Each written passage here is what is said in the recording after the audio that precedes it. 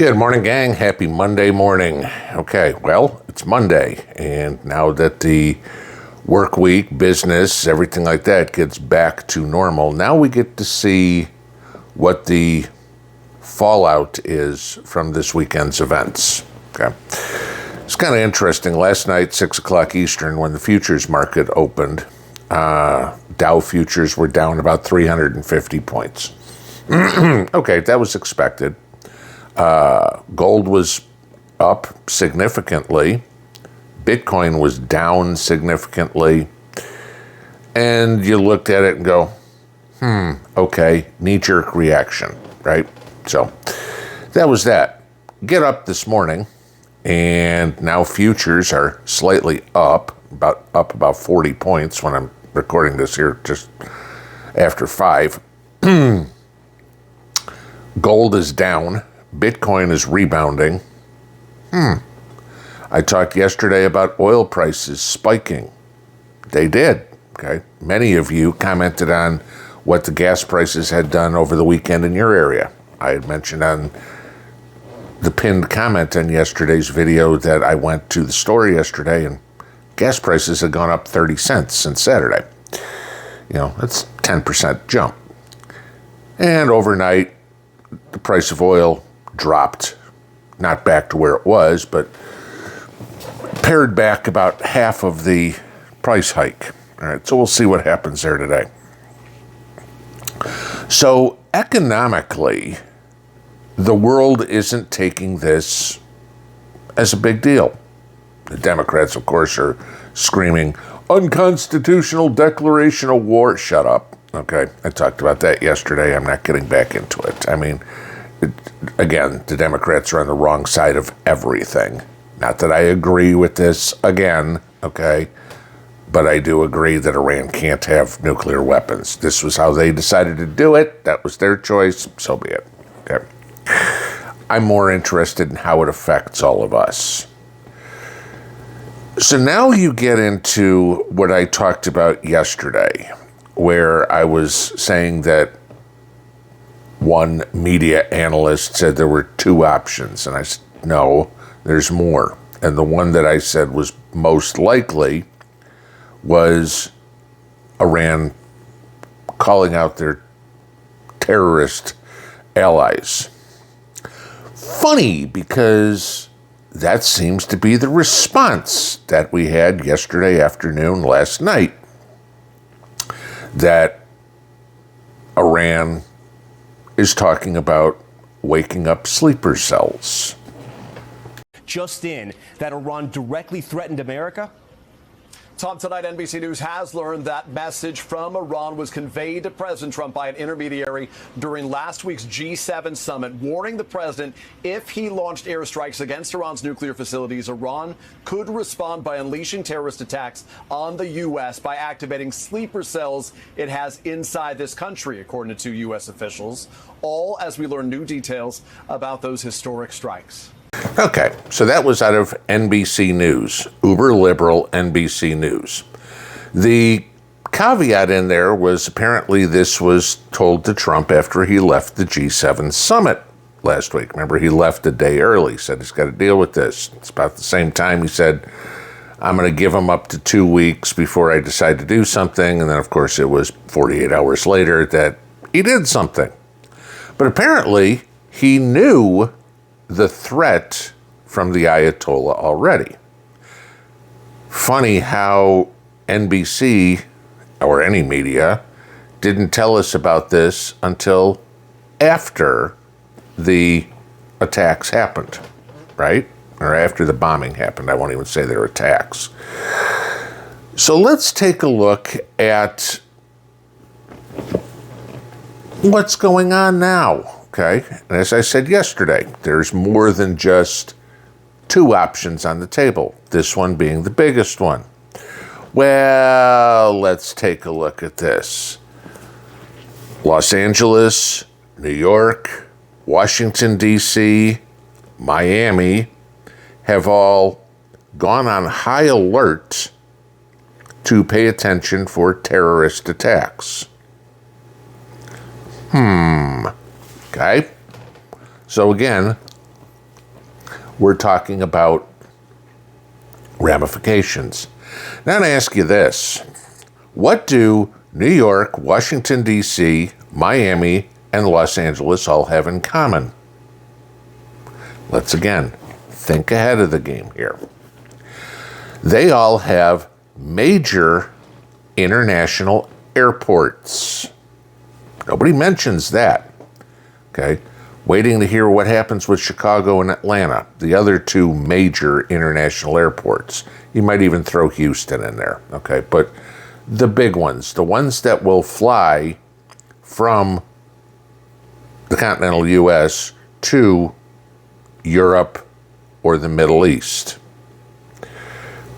or take planes from there, okay? You know, El Al or Emirates Airlines aren't landing planes in Topeka, Kansas. But they'll fly into New York, into D.C., into Miami, into Los Angeles. It's going to be very interesting to see what happens with that. Who tries to come in under whatever guise. Oh, I'm a diplomat. You know, don't be surprised if there's, false credentials given by the Iranians. Certainly. Because they need leadership. That's my point. We know that over the past 4 years, the floodgates were open. We know, this has already been reported, that tens of thousands of Middle Easterners cross the border illegally. How many of them are sympathetic to Iran? What could happen? We saw stories over the weekend, one in Michigan where a guy drove a truck into a church. Not saying that has anything to do with this. It could. We don't know yet. There was another one in Europe where somebody did similar terrorist act. That one, there were 15 people killed. Fortunately, in Michigan, the only one that was killed was the guy who drove the truck into the church. Thank God for a security guard, a good guy with a gun, who took out the terrorist who went into the church and planned on shooting up people.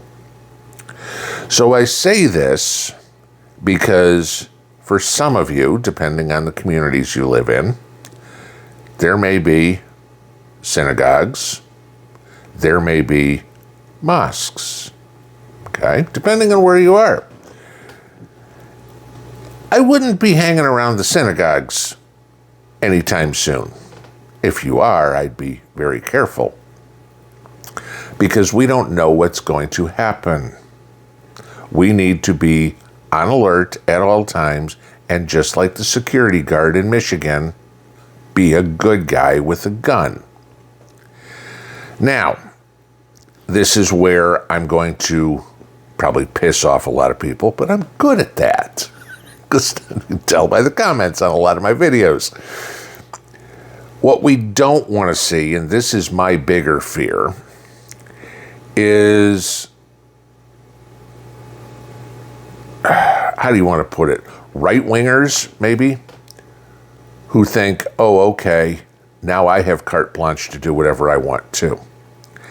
And they go attack a mosque. And you can almost bet there's going to be something. One of two ways. Maybe it's going to be somebody who's uber pro-Israel. Doesn't even have to be Jewish, okay? Just, like Lindsey Graham, loves a war. And says, oh, okay, I'm going to go attack a mosque. No, okay? Be careful there, too. The other thing that you could have is false flags. We know that. A operative try to pin it on somebody else to rally the troops. Hypothetically here, I'm just saying that you get some Iranian supporter who does something. Read between the lines what I'm saying here. I'm trying to choose my words so I don't get censored. To a mosque and blames it on the pro-Israel crowd to rally more people like this moron in New York who just got released from jail because of another idiotic federal judge, okay, rallying those people to start causing havoc. Remember what terrorism is, okay? It's hilarious when you hear the Iranians trying to call, like they were doing yesterday, calling the Americans terrorists. You're not a terrorist when you're announcing what you're going to do. Not that we did that with this bombing, okay? But I mean, how many times has Israel said, you know, everybody in Tehran, get out, we're going to bomb you in 4 hours, okay? That's not terrorism. Terrorism also isn't going after military structures or whatever, all right? Terrorism is attacking civilians, defenseless people. That's what we have to pay attention to. That's what's important. In the next 2 weeks before the 4th of July here, 12 days, I guess it is, thereabouts, you need to pay a lot of attention to your surroundings. God knows how many times I've said this.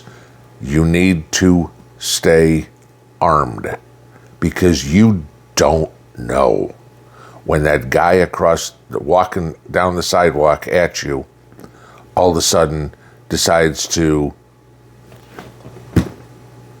throw a plastic bottle full of gasoline on you and a match, okay? Just because you're wearing the wrong t-shirt. Could it happen? Yes. Do I expect it to happen? I can't even say. It's a maybe. But I'm convinced there will be some sort of lunatic retaliation, some sleeper cell, or some fanatic who's like, I want to be a martyr. I need my 72 virgins. I'm going to do this. We need to prep. We need to pay attention. They've told us they are going to use terroristic activities to avenge the destruction of their nuclear facilities. Don't be complacent.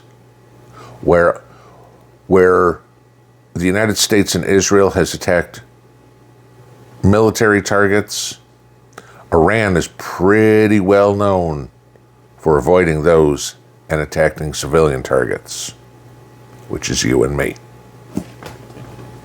Pinball out.